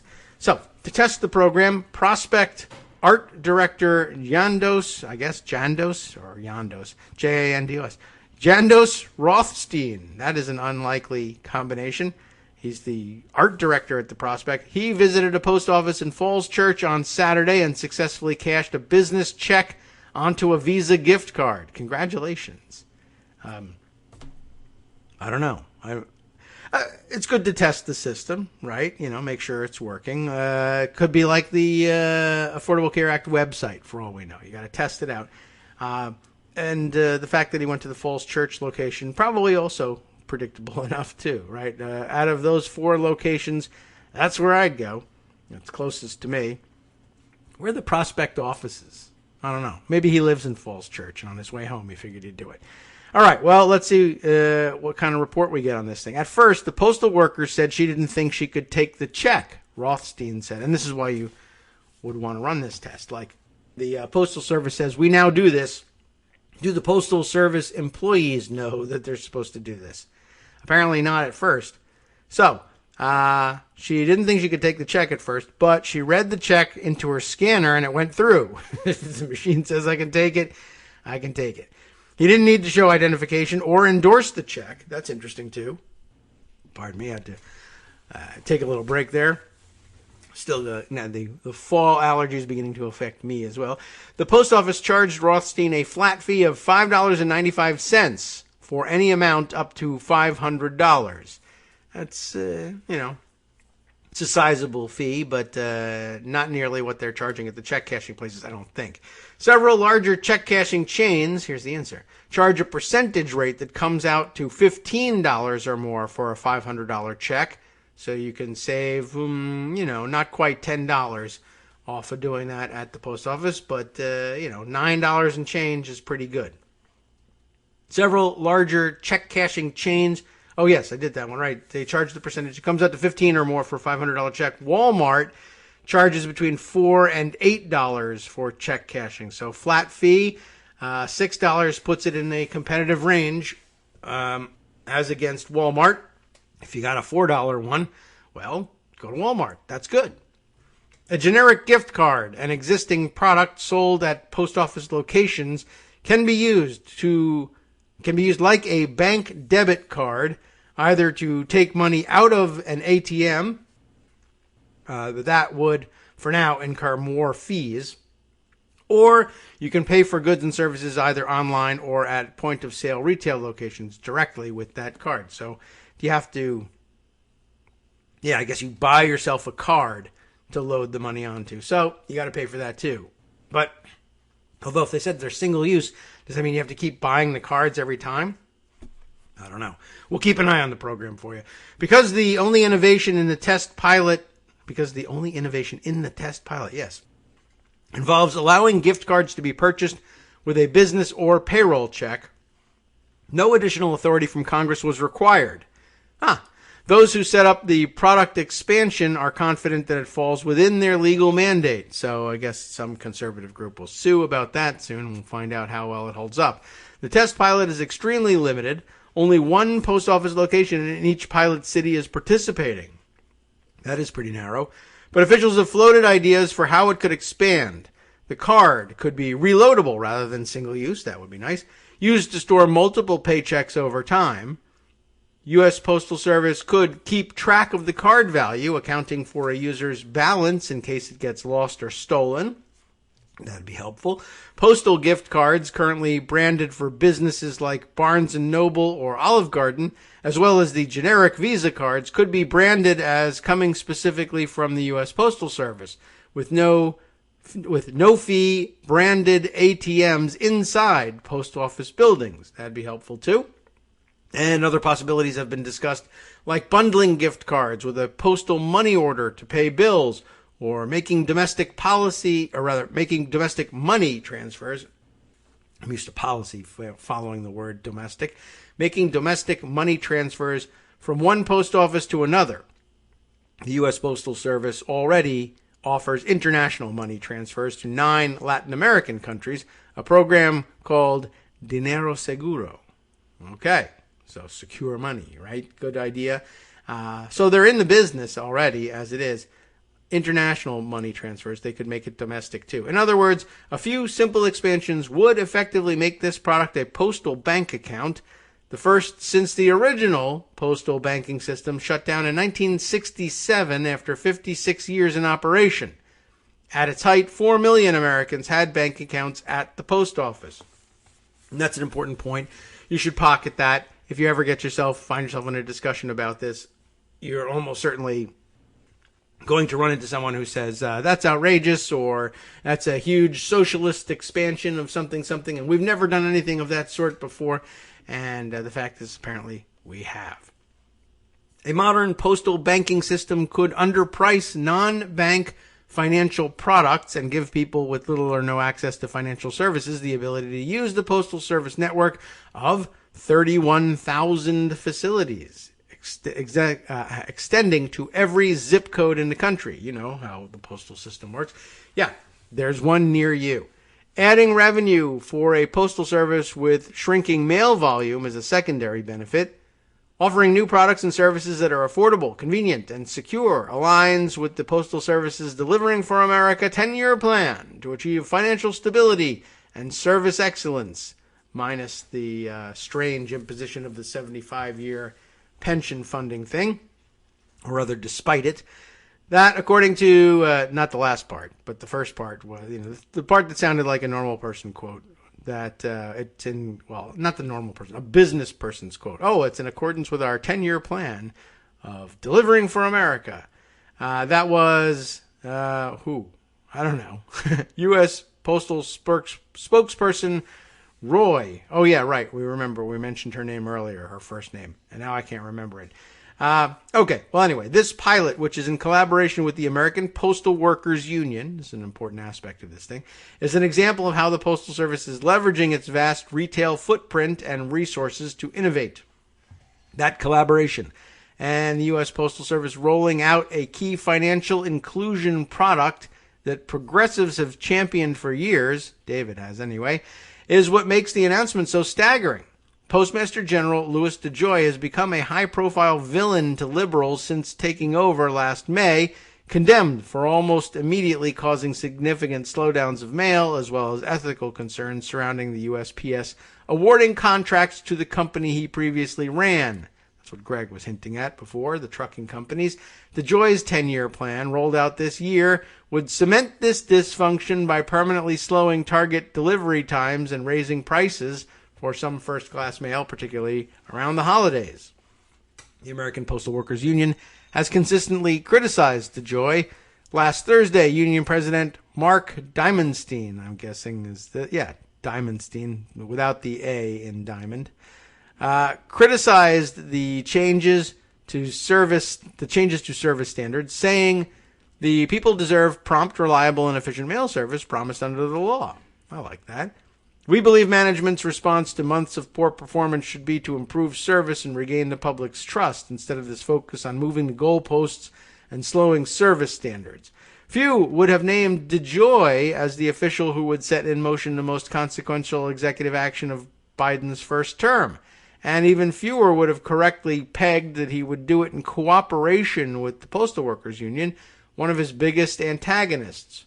But the union has been laser-focused on getting postal leadership to embrace banking for many years, seeing it as an attractive product to bring in customers and promote financial inclusion. I agree. In 2016, the Postal Workers Union successfully negotiated postal banking pilots in its USPS collective bargaining agreement. So, I guess that's interesting. You can thank the union for doing that. And that's not necessarily where you would have guessed that the initiative came from, but they made it an issue, for their employment. We want this pilot tested as a condition of our employment, our continued, work here. However, previous Postmaster General Megan Brennan ignored this obligation under the contract and dragged her feet on the pilots. The American Postal Workers Union considered filing a grievance, but ultimately decided that even if it won a pilot, postal leadership would not put in the energy and resources necessary for the project to succeed. So instead, when DeJoy took over, the union engaged him personally in a series of meetings, pitching the postal banking idea again. In a sign that DeJoy was interested, those meetings soon became weekly events involving technical staff. They listened. They didn't shut us down, said one APWU source involved in the negotiations. They have made the analysis that the future of the USPS lies not in letters but in packages, and they see the expansion of financial services as a companion to the package market. One way the APWU got this across, I think it's easier to just say Postal Workers Union than that acronym. Union sources explained was through an anecdote about another country with a postal banking system. Let me tell you the story of another country with a postal banking system. Oh, boo. Everybody leaves. But it's Switzerland. So maybe people stay. People like Switzerland. If you order a pair of shoes online in Switzerland and they don't fit, you have to march them back over the mountains. Buy on foot. No, you can take them back to the post office to return. How about that? Not only will they ship the shoes back to the retailer, but they will instantly credit your postal savings account. That's pretty good. This fits with the USPS mission of efficiently promoting commerce, and it creates a competitive advantage over other shippers. The USPS leadership obviously saw that as a selling point. That is a pretty good thing. I like it. Good idea. A good sign for the union that DeJoy had real interest in financial services was when a division of the Postal Service attempted to cancel the agency's Dinero Seguro international money transfer program. The proposal got all the way to DeJoy's desk, and he dismissed it. They held off. They thought that's an area they can grow, said the APWU source. Interesting. You would have thought that, wouldn't Stephen Miller want to cut that off? And maybe that is where it came from, but DeJoy, bails that thing out. As for how the APWU managed these delicate negotiations while also fighting the USPS on service standards and the mail rate changes, the two sides managed to carry out their work on a parallel track while acknowledging that they will have agreements and disagreements. I think, Greg, you would really like this, the way they're working this out. If they're willing to advance something we like, said the source, we're not going to shut the door. True. I could see others perhaps deciding to do that. The union initially wanted the debit cards, by the way, to be reloadable. That sounds like a position they might have taken. But ultimately, for the test pilot, it was decided that they would stick with the single-use cards. Don't know why, but okay. The price point of $5.95 is also higher than the original concept, though that could be tweaked later, right? The flat fee for check cashing. And while currently just one location per region is offering check cashing, APWU envisions every post office in an area being able to offer the same financial services. The pilot was always framed internally as a stepping stone to something bigger, and if the current test is successful, other features would likely be added. Mersa Baradaran is my best guess at the pronunciation. Mersa Baradaran, a law professor at the University of California. So if you happen to be there today, you can send me a note on the proper pronunciation. Oh, by the way, she's at Irvine, not Berkeley, which you might have thought to be the case. But she's also a postal banking expert on top of being a law professor, and she said in an interview that the effort was incredibly safe legally. You have all the authority you need. She stressed the need for USPS to underprice Walmart on check cashing. Oh, good. I was right about gender, too. Wasn't sure entirely, but it says she right here. Currently, the price point is roughly a little more for checks under $500. If that's altered, she said, it could be a successful product. The post office has way more locations than Walmart, Baradaran noted. And very few people have more locations than Walmart. That's one of them. Among the other options, Baradaran thought, I hope that's right, would eventually be necessary in some sort of security element, in case the gift cards are lost or stolen. One way to do that would be by adding on a Venmo-like arrangement where balances and debits could be easily tracked and transfers made from point to point. It's important down the road to establish the proof of concept of an app, Baradaran said. Do it well or don't do it at all. Such a service would require a unique ID but no documentation, allowing housing insecure people to use accounts. Additionally, the gift card setup does not contemplate FDIC deposit insurance, but the Postal Service does carry the full faith and credit of the U.S. government. In fact, that security was part of the early advantages of postal banking after its establishment in 1911, before the FDIC even existed. All right. Previously, President Biden's most impactful executive action involved increasing the minimum wage for federal contractors to $15 an hour. Thousands of contract workers at Maximus, a call center operator for the Centers for Medicare and Medicaid Services, just secured the new pay increase last week. But while that has a relatively limited reach, postal banking could bring potentially millions of unbanked and underbanked people into the financial system. The Prospect's Executive Action Tracker, in case you were wondering how did he come to the conclusion that it was the most significant executive action, they have a Executive Action Tracker linked in the piece, which monitors 77 discrete actions that the president can take using their own authority, now lists 13 that have been accomplished with the rollout of postal banking. Biden has been somewhat reluctant to use his authority to go beyond reversing Trump's actions, and there has been a troubling lack of follow-through at some points, most notably with his decision to agree to a patent waiver for COVID-19 vaccines at the World Trade Organization. That process has stalled out, with the Biden administration doing little to move it forward since their announcement in April. Just going to take a couple shots on the way out the door here, I guess. No pun intended. That's what makes the postal banking pilot so unusual, though, and so promising. A federal agency is creatively applying its power to benefit the public in a tangible way. Wow.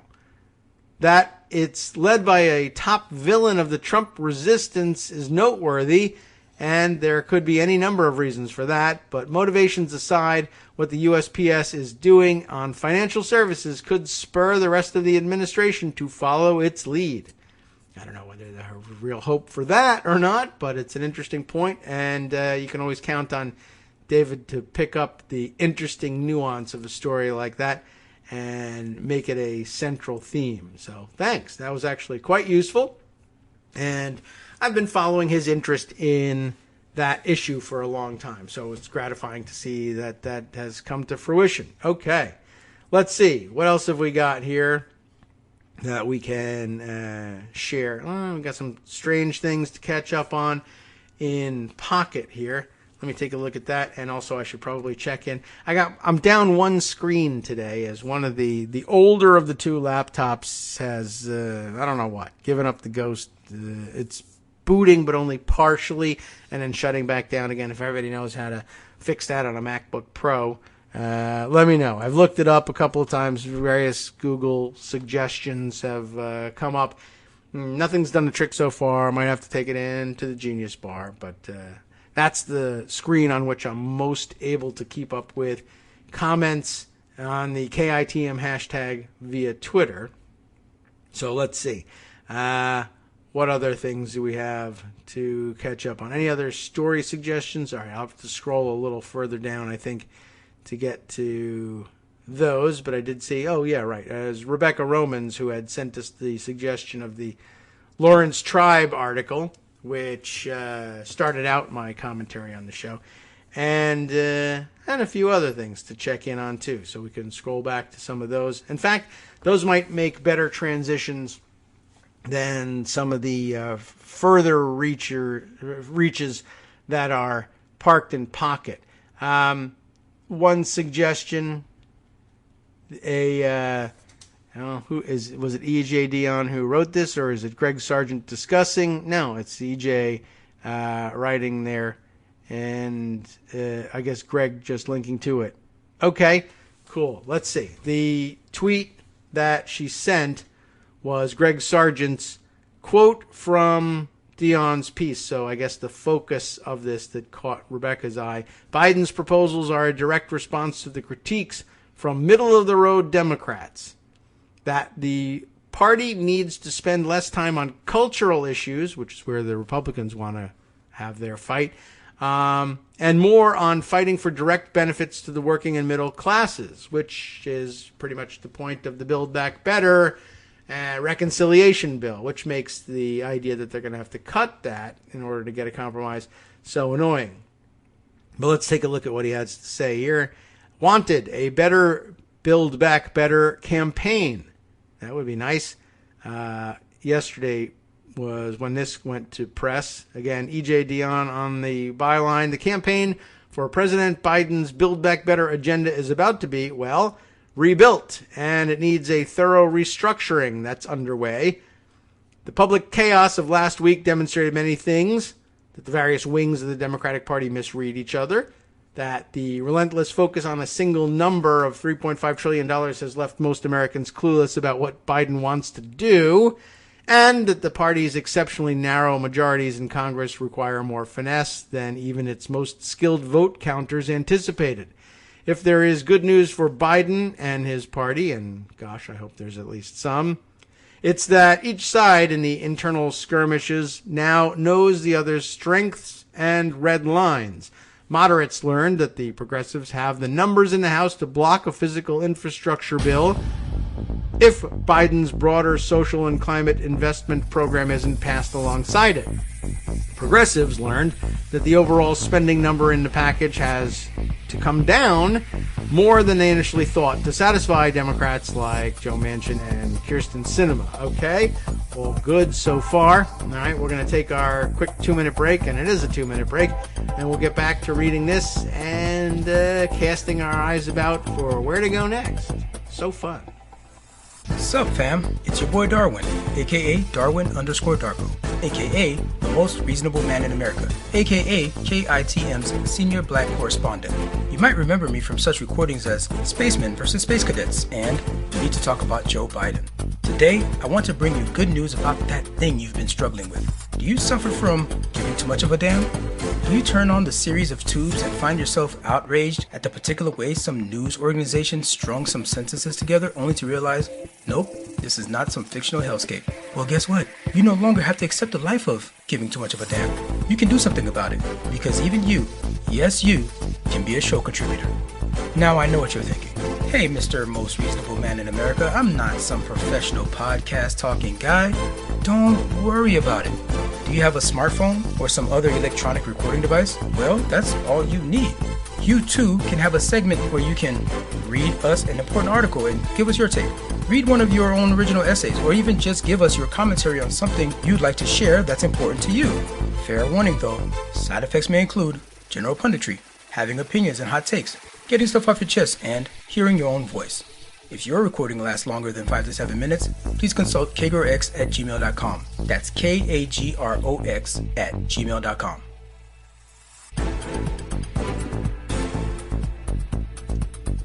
All right, welcome back now to the Kagro in the Morning Show here on Networks Radio. Shall we continue then with reading E.J. Dionne on, what's going on in the various BFD bill negotiations? I think so. It's not that long of a piece. We continue on then. Biden administration officials acknowledge that the president and his allies need to do a far better job in refocusing the debate away from the big numbers and toward the concrete help the president's initiatives offer to middle-class and lower-income families. He plans extensive travel to stress such measures as expanded child care, the child tax credit, and health coverage, along with the urgency of action on climate change. A hint of what's to come was the White House's announcement on Sunday that the president would be visiting Howell, Michigan on Tuesday to make his case for the plan and how it would be paid for by repealing tax giveaways to the rich. Biden intends to push back hard on claims that he wants to add to the deficit by highlighting the revenue he's calling for. In an effort to meet Manchin's ceiling of $1.5 trillion on outright spending, the administration will also underscore that perhaps $1 trillion of its initiatives can fairly be classified as tax cuts or tax incentives, not spending. Yeah. I mean, Republicans do it all the time. Maybe we need to do it too. This could give Manchin a path to helping Biden salvage a decent share of the program. But the trickiest challenge could be Sinema's opposition to too many of the tax increases that Manchin could support. Killing the tax increases would only aggravate Manchin's deficit fears. Another sign of a reboot, House Speaker Nancy Pelosi's letter to her colleagues on Saturday, setting a new October 31st deadline on passing the physical infrastructure bill.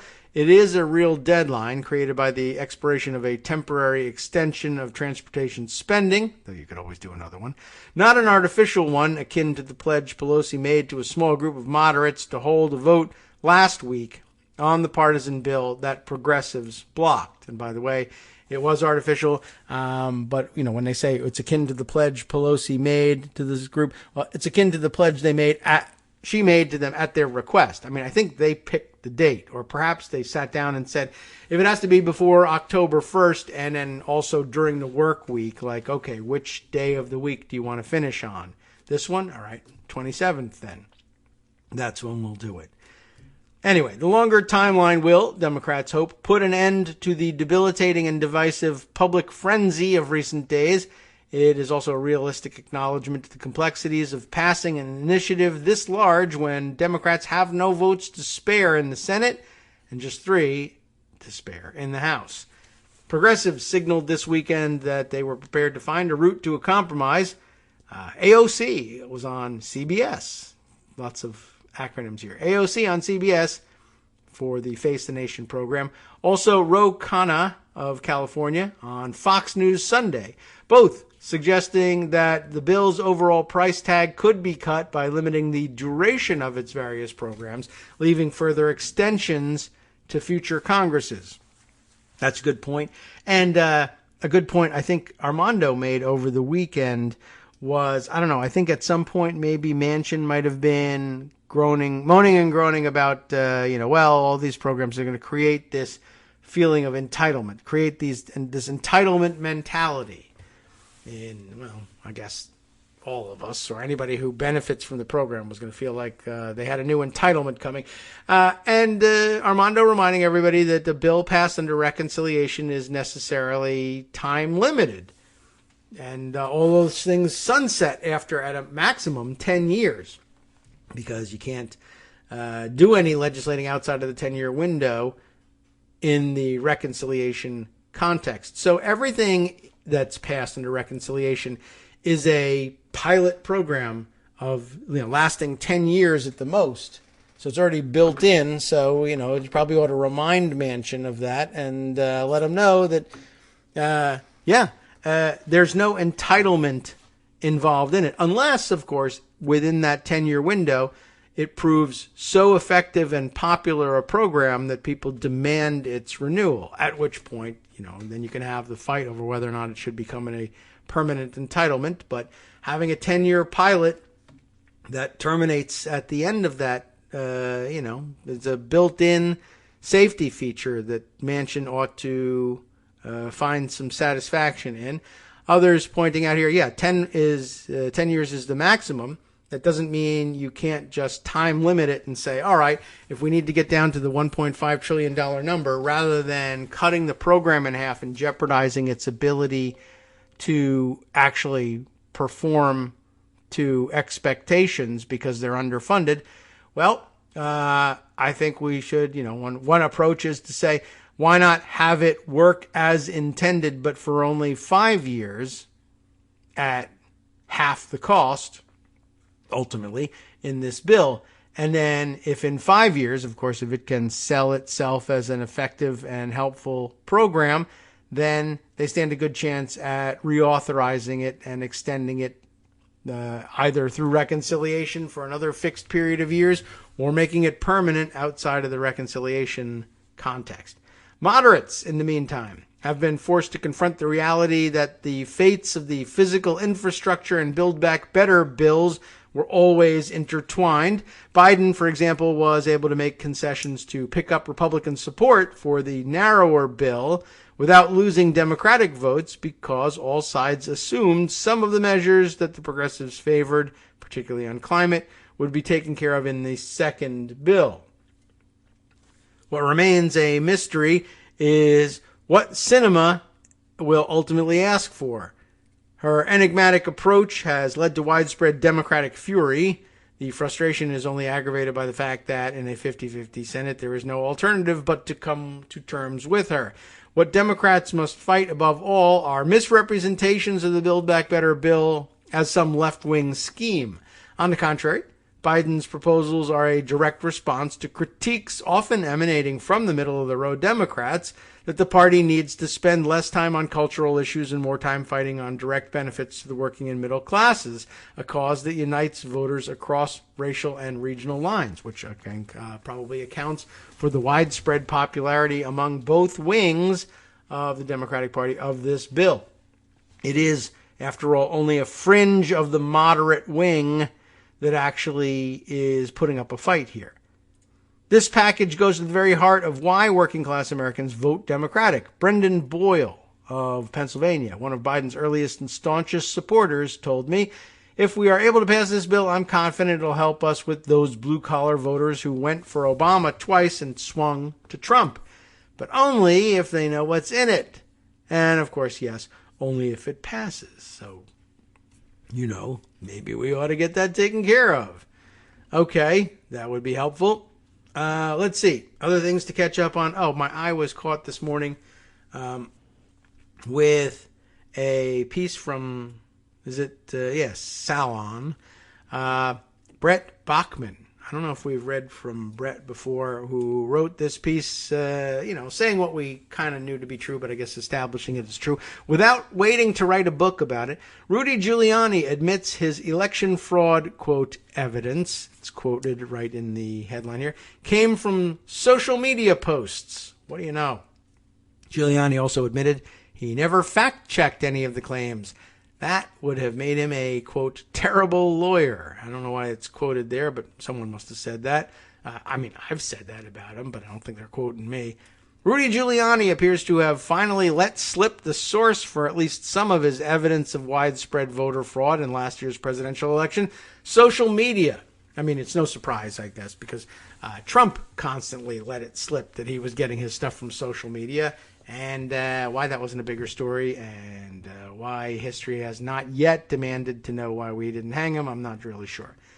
Anyway, to boot, the one-time mayor of New York City even admitted that he did not independently contact his sources or fact-check their claims, adding that doing so would have made him a, quote, terrible lawyer. I don't understand why he would say such a thing. He didn't fact-check and didn't independently contact his sources, and saying doing so, fact-checking, would have made him a terrible lawyer. Okay. Giuliani shared the news in a deposition hearing in August, and we're only finding out about it now. This according to the Colorado Sun, which first obtained the court documents this week. That explains it. The Denver-based defamation case, which concerns false claims about election security company Dominion Voting Systems, began after Giuliani and others shared baseless conspiracy theories about the company's role in rigging the 2020 election, quote-unquote rigging, the election against Donald Trump. One employee in particular, Eric Coomer, brought the suit after he became the subject of a series of claims from various Trump world characters, alleging that he was at the center of a shady plot to elect Joe Biden. Now, however, we know where those claims originated: on social media posts that Giuliani saw and then promptly forgot the details of. In fact, Giuliani admitted that he could not even remember which platform he saw those posts on, despite the fact that they spurred him to mount a months-long quest to overturn the country's presidential election. Those social media posts get all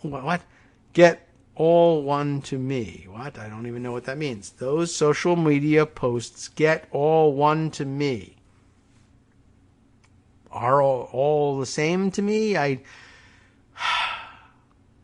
He might just be mentally incompetent to this. But okay, I don't want to let him off the hook. And when asked if he could remember anything else about the evidence he had been citing for months as justification for Donald Trump's reinstallment, he said, "Right now, I can't recall anything else that I laid eyes on." Okay. Prior to the deposition, the New York Times tracked down what may have been the source of Giuliani's claims about Coomer, which apparently first surfaced in comments made by right-wing podcast host Joe Altman. I guess we'll have to check and see whether he's still alive or he died of COVID. The popular far-right media personality claimed to have infiltrated an, quote, Antifa conference call, doubt it, which was attended by a Dominion employee, doubt that too, who identified himself as Eric. He offered no proof to back up the tale, though that didn't stop the claims from spreading like wildfire in the conservative media ecosystem. Eric, the Antifa Dominion Voting Systems programmer, huh? Giuliani even parroted the claims in a press conference last November. One of the Smartmatic patent holders, Eric Coomer, I believe his name is on the web as being recorded in a conversation with Antifa members saying that he had the election rigged for Mr. Biden, Giuliani said. Oh, boy. The Times also obtained a memo from the Trump campaign that reportedly showed the president's high-level surrogates, including Giuliani, knew their claims about voter fraud were false. That's worse, of course. This included the idea that Coomer was somehow an anti-fascist organizer. But when asked by lawyers during the August deposition hearing, Giuliani admitted that he didn't bother to fact-check these claims or even reach out to Altman at all. It's not my job in a fast-moving case to go out and investigate every piece of evidence that's given to me, Giuliani said. I think it kind of is. Why wouldn't I believe him? I would have been a terrible lawyer. Gee, let's go find out if it's untrue. I didn't have time to do that. Wow, I mean, how wrong can one person be? It's absolutely your job to do that. That's totally crazy. Okay, well, that's kind of interesting. What else was on the Salon homepage? I noticed when I went looking there, and that there was no link directly to the story from whatever I saw. Oh yeah, that's right. I came an email alert about the story for some reason, and there was no link directly to it. I thought that was odd, but they did send me to the front page, and there were an awful lot, including, I guess. Oh look, more from Brett Bachman. You recall from last week that Corey Lewandowski landed himself in trouble with the improbably named, what was her name? Trishelle Odom? Yeah. The wife of the big donor? I don't know who makes the money in that family, but the wife of a new big Republican donor from Idaho who found herself at some sort of other weird charity fundraising dinner with Corey Lewandowski. And also we found out later, Kristi Noem, who later in the day, rumors began to float that Lewandowski and Noem were having an affair. Noem obviously denies the whole thing. I don't know whether Lewandowski denies it or not, but probably. Anyway, they were all at the same charity dinner, and Lewandowski spent the night basically sexually harassing Trishelle Odom, and she's filed her grievances and complained to the Trump super PAC that Lewandowski administered, and I guess he's since, been fired from it, but left for whatever reason. And I don't know. Anyway, more weird developments in that story, including the very provocatively headlined, Lewandowski bragged about killing people. Also in Salon, also by Brett Bachman. So let's give Brett double credit on this one. Ex-Trump aide Corey Lewandowski bragged about killing 2 men before groping donor, according to the police report. That's unusual. The incident was so blatant. How blatant was it? It was so blatant that South Dakota Governor Kristi Noem allegedly texted Lewandowski to stop. That's incredible. 1, that she would notice. 2, that she would say, hey, you should stop. That's not often something that Republicans do. But okay. A top Republican Party donor who accused ex-Trump campaign manager Corey Lewandowski of groping her during a fundraiser, not for the Trump campaign, but a different one, outlined his entire night of bad behavior to local police, including the fact that he apparently bragged about stabbing and killing 2 men. We should probably look into that. Murder is one of those things that you want to check out. Trishelle Odom, and again, I can't believe that parents didn't notice that this was going to end up being a problem for her. Not this problem hasn't been caused by that, but just the name Trishelle, I don't get it. Anyway, she's married to an Ohio-based construction executive and conservative donor. And she said the comments made her fear for her safety, especially after her denial of Lewandowski's advances set off a fit of rage that prompted him to throw a drink at her, which is a bizarre development all by itself. And then imagine, having a guy scream at you that you better do what I say. I kill people all the time, and I'll kill you too, kind of, I guess is the implication.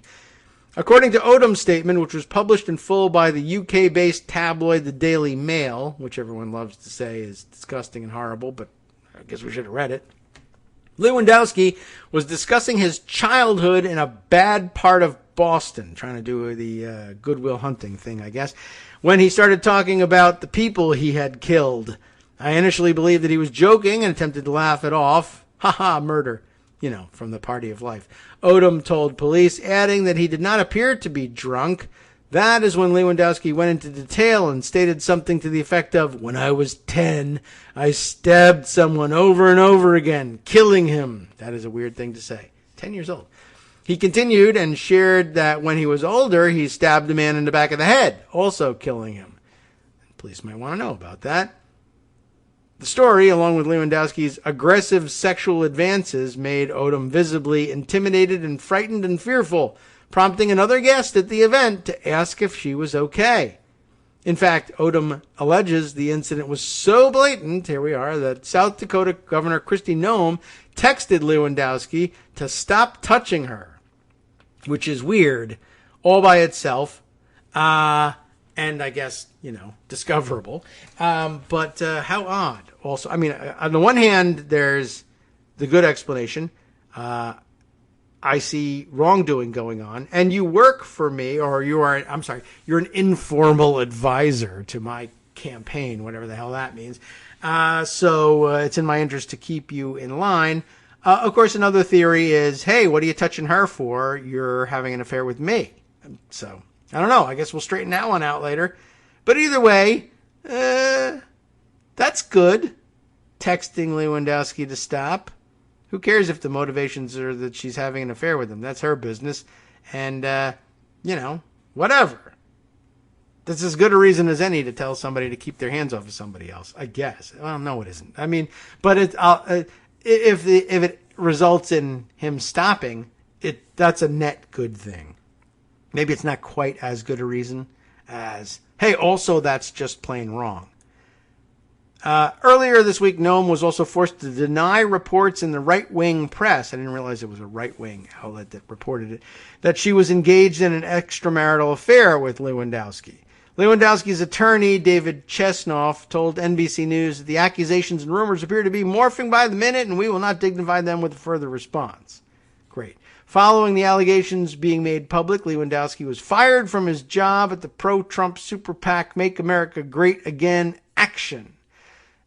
All right. John Odom, Treshel's husband, subsequently released a statement to the Daily Mail thanking President Trump for taking swift and decisive action. Sure. He also said his family believes in law enforcement, and they are hopeful that the police and prosecutors will put this information to use will use this information to pursue justice for anybody that got stabbed in the head. For all others with information regarding this man's violent, harassing, and traumatizing behavior, we encourage you to speak up. Accountability is sorely needed, he added. Noem announced this week, there hasn't been much of the week yet, that she would be severing ties with the embattled ex-Trump aide. Read Treshelle Odom's full statement to the police below. Okay, we can do that. What was the reporting date on this? Yeah, yesterday. So I don't know what this week is supposed to mean, but there you go. Do we care what the full statement is? It's actually kind of long.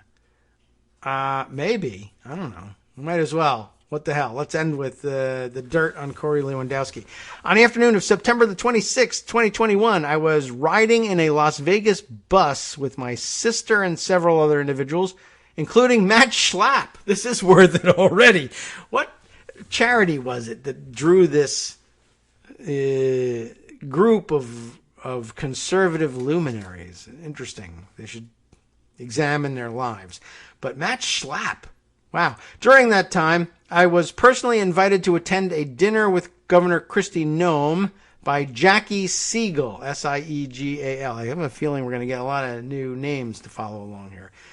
Anyway, I was told that due to limited seating, I was the only one who could attend. Therefore, my family made other plans, and I changed clothes and arrived at the event at approximately 5:30 p.m. to the Benihana private banquet room. Baby, it's class all the way. At the event, there were seating arrangements. I was seated between Bubba Salisbury and Corey Lewandowski. So I shot myself in the face. No, she decided to go ahead with it. I might have taken a different action. Anyway, so almost immediately, there were amicable jokes between Bubba Salisbury, it's Salisbury, like Saulsbury, in case you're keeping score at home, and GOP operative Chris DeWitt, present and across the table, it says parenthetically, where they referred to one another as... All right. I mean, whatever. I'll read it. We don't need to censor it just yet because it's something I think you can get away with saying it on TV. They referred to one another as cheese dick. Are you there? All right. Well, it's a thing that people say. Lewandowski entered the conversation with the comment that, and here you would get, you can get away with saying, okay, cheese dick. Because, a nickname for Richard is Dick. You can say that on the air. But eventually, when you make it obvious what you're talking about when you use that word, I guess at that point you can't say this. And of course, leave it to Lewandowski. Ha ha, hey, cheese dick, hey, cheese dick. But no, Lewandowski has to say, he enters the conversation with the comment that his, D word thingy there is 4 inches bigger than a normal D word. I don't know what that's. All right. But okay. But that's great conversation. Hi, welcome to Benihana. Can I get you a drink? Yes, but this is the size of my penis. I just thought I would tell you that. From there, Lewandowski, but of course, he sees a woman there that he's interested in, so he's got to talk about that. I stab people. I kill them. I've got a giant penis. Okay. That's Republican dinner conversation. This is a charity event, right? And, you're at a Benihana, for Christ's sake. Behave yourself. All right. Well, from there, Lewandowski proceeded to come on to me aggressively by first stating that he works out twice a day, that he runs 400 miles a week. And that's why he can last for 8 hours at a time in bed. And this is his obvious priority. He's managing presidential campaigns. He's managing gubernatorial campaigns, or allegedly informally advising them. He can control the entire Republican Party. He can eat for free at Benihana. But what's his chief concern is that everybody know that he, wants to have lots of sex. This is because, as I told you, Trump world is a sex cult. And it always has been. And this is just him running wild. And I think I saw Josh Marshall last week writing about this thing and referring to them as Trump fellas, play on Goodfellas. And it really does bring to mind that portion of that monologue in Goodfellas where the Henry Hill character basically says, we did whatever we want. Anybody who didn't live our way were suckers. If we saw something, we took it, we stole it. And if anybody complained, we, either killed them or beat the crap out of them, and they never complained again and whatever. This is a guy just living as a gangster in general. By the way, running 400 miles a week is running 57.1 miles a day every day. So he's not doing that. Maybe it's a typo, 40 miles a week. That would be running doing a 10K or a little less, 5 to 6 miles a day every day. I guess a 10K every day, 6 days a week would probably get you there. But 400 doesn't work. But she wasn't doing math at the time. Blah, blah, blah. And that's why he can last for 8 hours at a time in bed, which is really like all the sleep you're supposed to be getting. And so, I don't know. I just say check his bag for drugs at this point. He went so far as requesting the suite number I was staying in and indicating that he was staying in the Elvis suite. Wow. Which I now know as untrue because, of course, she had the next suite over. Eventually, he showed me his room key, room 2991, if you're looking to stop by, which was next door to my suite, 2989, where I was staying with my sister and children. That would be her children, not just children at random. Trying to change the subject, I asked to anything. I asked Lewandowski what he thought of garbage and, whatever. What do you think of my name? That would have been an interesting question. I asked Lewandowski about his wife and kids, as I am very proud of the fact that I am happily married with children. That is, again, to say she has children as a product of her marriage, not that she's married to children, although in today's QAnon environment, I would spend a moment checking that out. I don't have any reason to believe that she in particular is guilty of this, but I think it just makes a good generalized background check for any Republican you're dealing with. Mr. Lewandowski replied that he does not do anything with his wife. He gets his sex elsewhere. This is a terrific conversation. Around that time, he commented that Governor Noem is hot. I have a cell phone case, and on the back of it, it displays Mrs. Odom. I'm not really sure why that happens or why that's relevant, but she did say it. Lewandowski saw that and became visibly angry with me and demanded to know why I would have that. Now, I want to know why you would have that too, but I'm not angry. It was as if he thought he had a sense of ownership over me from the start. Me, someone who just happens to have sat next to him at Benihana. He stated several times that he is very powerful and can destroy anyone. He said he was close with President Trump and can get anyone elected or take anyone out. There's lots more to it, too. I'm going to read it when I get off the air, which is in about 15 seconds at this point. And we'll hand things over to Justice Putnam for the West Coast Cookbook and Speakeasy, of course. I recommend you take a look at this. This is pretty wild. Time well spent, except actually really not. But what is Justice going to be spending his time on the show next? Well, let's see. Senate subcommittee hearing, I know, is a subject of his discussion. Multiple senators comparing Facebook to big tobacco in that hearing. Also, tens of thousands of women marched in over 660 towns and cities across the country against the Texas anti-abortion law. And what did we say about it? Nothing. That's not good. From networksradio.com. You have been listening to Kagro in the Morning with David Waldman. Also, of course, a huge oil spill in California in the Huntington Beach area, causing an environmental catastrophe there. That needs attention. And the Fed vice chair traded out of bond funds and into stocks on the eve of the Powell pandemic statement. Let's unravel why that's problematic next.